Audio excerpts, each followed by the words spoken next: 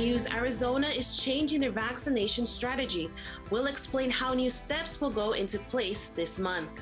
And later, we'll tell the story of how an Arizona diver is a favorite to participate in the Olympics.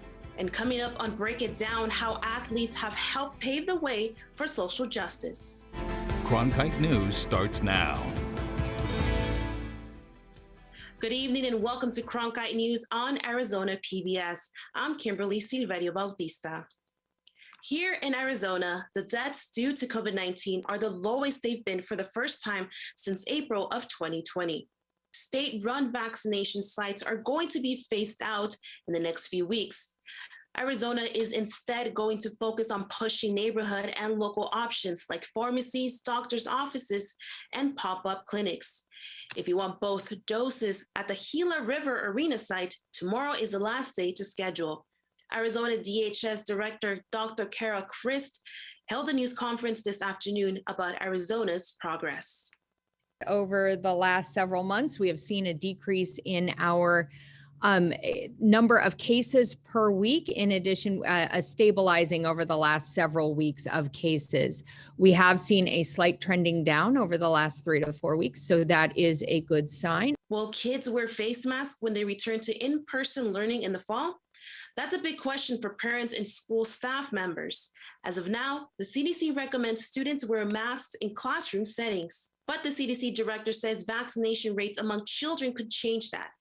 COVID vaccines are currently approved by the Federal Drug Administration for children as young as 12 years old, but not younger. Dr. WALENSKY says she believes the guidance to wear masks in school will be lifted before classes resume in the fall. While most young people are generally considered low risk for COVID-19 transmission, some troubling data is coming. A new report from the CDC shows there was a spike in hospitalization rates for those aged 12 to 17 diagnosed with COVID. CDC observed troubling data regarding the hospitalizations of adolescents with COVID-19. More concerning were the number of adolescents admitted to the hospital who required treatment in the intensive care unit with mechanical ventilation. Emergency medical technicians are essential workers working on the front lines during the pandemic, and one specific course here in the Valley is setting future healthcare professionals up for success at an early age. As Julia Sander reports, the EMT class provides students with half of their training before they even graduate high school. I really love the EMS profession, and I've always been kind of a teacher since I was little, and I figured, why not teach something that I really love to do? Jessica Edwards teaches at Western Maricopa Education Center, or West-MEC, a technical school. The program allows high school juniors and seniors to dual enroll in college courses, like training to become an emergency medical technician. For the state of Arizona, we have to include the psychomotor portion within our EMT curriculum. So students will have that portion of the testing already done. That testing portion will last you up to 12 months, and you have to take that cognitive portion as well to complete those two halves in order to be fully certified as an EMT. Last year, Edwards only had 11 students in her virtual EMT class, but next semester, she will be teaching 48 students in person.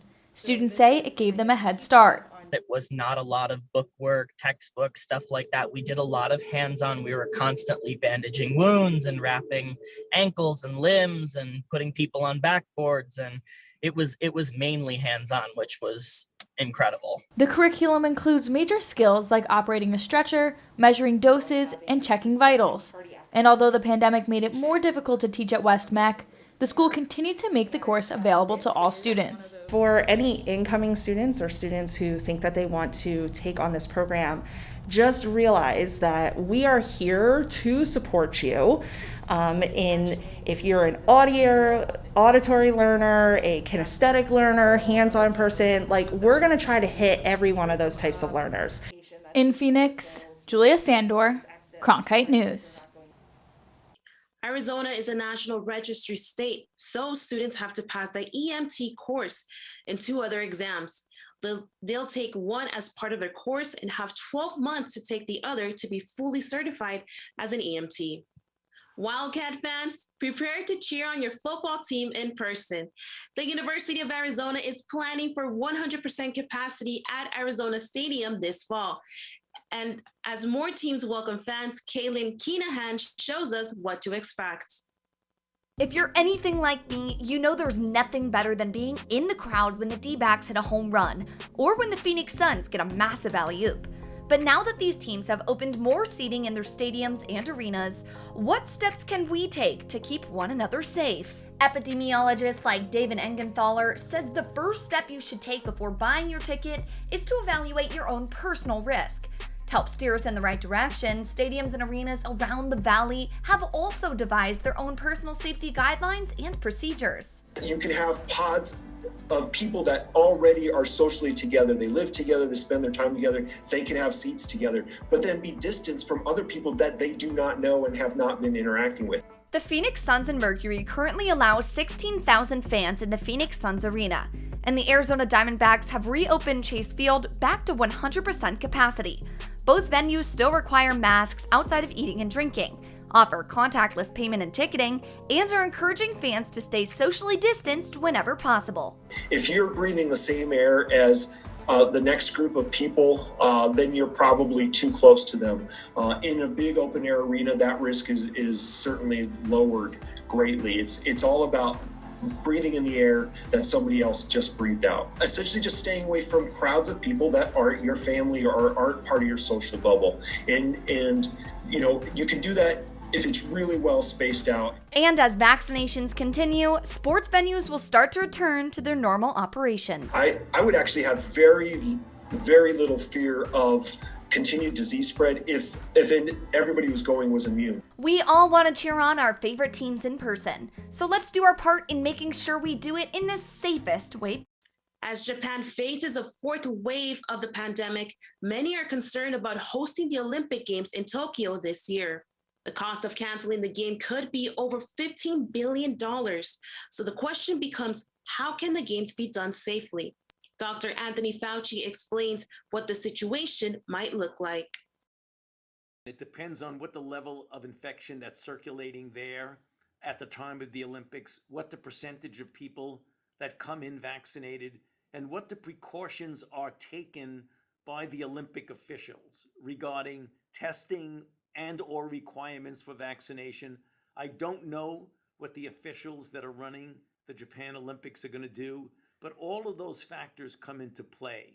The safest thing that Olympic athletes can do when they go is to go vaccinated. If you are vaccinated, you are going to be quite safe from getting infected. When the COVID-19 pandemic postponed the 2020 Tokyo Olympics, University of Arizona diver Delaney Schnell embraced a challenging but courageous routine to get back in shape after 6 months without diving. Cronkite News reporter Michael Gutnick shares the U.S. hopeful journey back to the top of the platform and the preparation for her deepest dive yet. Delaney Schnell is a perfectionist. But when the COVID-19 pandemic halted everything, Schnell's world wasn't so perfect. Leading up to it, it was pretty stressful because our pool had finally shut down, and so we didn't have a place to train. Schnell's journey as a U.S. Olympic hopeful diver took an unexpected turn, forcing her to miss diving for 6 straight months. Luckily, the redshirt junior from the University of Arizona returned to her stomping grounds at Mesa High School to stay in shape. I was really fortunate that I had a gymnastics team that I used to train with when I was little. Their gym was closed, and so they allowed me to go in there and use the facilities. So I was able to do some flips into like the foam pits and on the mats and at least keep up some of the diving aspects. It wasn't easy training 3 times a week by herself to maintain her Olympic hopes, but Delaney Schnell's mother, Cynthia Feeman, was by her side. I don't want her to come away disappointed with herself because I hate dealing with, I hate to see her disappointed. If she feels like she gave it her all and it was nothing she's comfortable with how she dove, then I feel good too. Arizona swim and diving coach Dwight DUMAIS couldn't help out with Schnell's conditioning over the summer, per NCAA rules. DUMAIS was a little worried about Schnell rounding into form during the difficult circumstances. You never want to lose 6 months, especially in a fine motor sport, because all of those little details that you're trying to ingrain and make sure they fire in the same kinetic sequence more often than not, you lose that. When the fall rolled in, Schnell returned to the Hillebrand Aquatic Center, and despite some nerves, she was crowned Pac-12 champion in her own pool.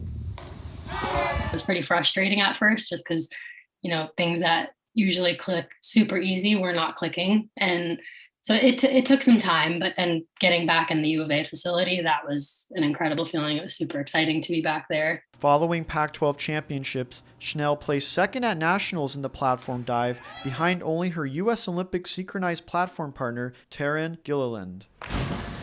She really has the chance to be one of the greatest divers to ever come through the University of Arizona program. And she also has the opportunity to be a great women's 10-meter diver in the United States and hopefully on the Olympic circuit. We got to get there first. Schnell awaits the U.S. Olympic team trials in what could be her deepest dive yet. This pandemic has really brought out the competitors in all of us. I think it's definitely going to be interesting to see what happens and who, was able to stay strong and stay competitive and stay driven during the past year. I'm pretty nervous. I mean, I'm excited, but super nervous. With the COVID-19 disruption behind her, Schnell now has a chance to make her world perfect once again. In Phoenix, Michael Gutnick, Cronkite News. The 2021 U.S. Olympic team trials are June 6th to the 13th at Indiana University. With the hot weather kicking up here in the valley, it's a great time to escape the heat and go to the mountains. The Arizona Game and Fish Department is allowing everyone to fish for free tomorrow, with no fishing licenses required for public waters. Other bag limits and fishing regulations are still in effect, however, so pay attention to those. The Game and Fish Department are lifting the need for licenses tomorrow in honor of National Fishing and Boating Week. The department is also sponsoring some free fishing day clinics. Some of these clinics will be at Lake Pleasant, Goldwater Lake, and Lee's Ferries, among others. The Suns beat the Lakers last night 113-100 in the sixth game of the NBA playoffs. The Suns now move on to face the Denver Nuggets in the Western Conference semifinals. Devin Booker led the game with 47 points, 22 of which were scored in the first quarter. LeBron James did his best with scoring 29 points total. James said that he loves everything about Devin Booker and that they have had a lot of conversations about what it means to be a great player. And now we'll take a look back at some of the top stories of the week, from mental health to women working in male-dominated professions. Phoenix Mercury were among several athletes to speak out in support of tennis star Naomi Osaka, who recently pulled out of the French Open, citing her struggle with mental health.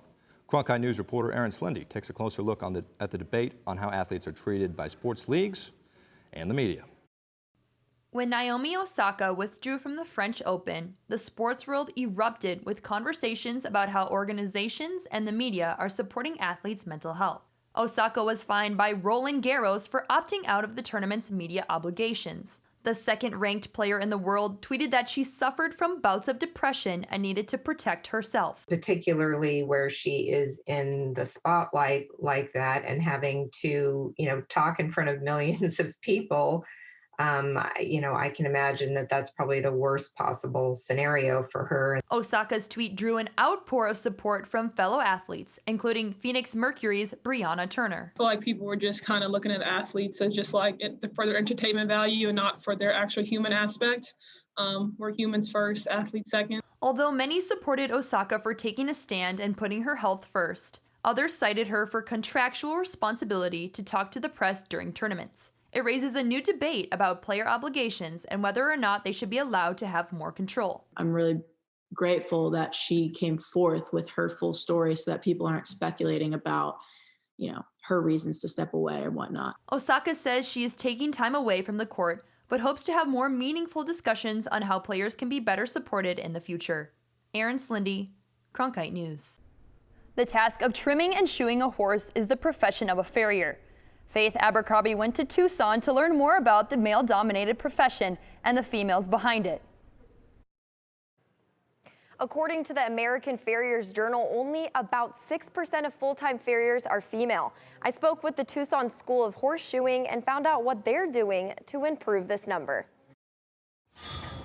Trimming and horseshoeing is a tedious task. A task that owners Brody and KRUGER train and certify students to do.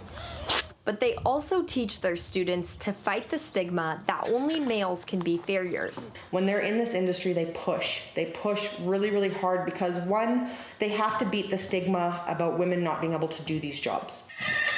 Working with horses requires strength, patience, easy carrot, and a bond.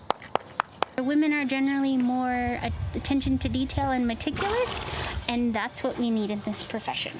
The job of a farrier means a day in the office is spent bent over next to a 1,000-pound animal. Toes are pointed, your knees are bent, you try to keep your back straight. 90% of the time it just doesn't happen. End of the day, it gets tiring. Students in farrier school could spend up to all day shoeing just one horse. They are working up to do the job a graduated farrier can complete in as little as 45 minutes. You're not just going in and slapping shoes on a horse. You have to understand their body language. You have to understand that you have to make them comfortable to make you comfortable. It's truly a beautiful dance. A dance that takes two to tango. I figure if I need my horse to be calm and gentle for me to work on their feet, then I need to present that to the horse. The physical change and mood shift in horses motivates them to be two of the less than 3,000 female farriers in the country. There you go. I give him a good trim or a good shoe job, and he walks away with less of a limp. It's awesome. I shoe all of my own, and it's like, you know what? If I don't like it, I'll change it. That simple. The Tucson School of Horseshoeing said that over the years, they have began to see more and more female students train in their farrier courses. In the studio, I'm Faith Abercrombie. That's it for Cronkite News tonight. Thanks for joining us. Some say politics don't belong in sports, but the athletes have always proved that theory wrong. We break it down next. For top Arizona stories anytime, go to cronkitenews.azpbs.org.